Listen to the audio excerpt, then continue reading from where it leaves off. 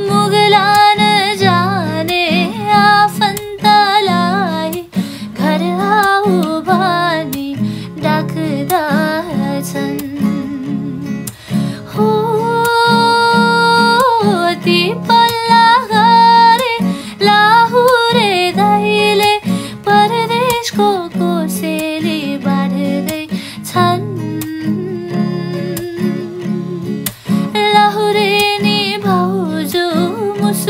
मुसु हाँस्दै भित्र र बाहिर गर्दै छिन्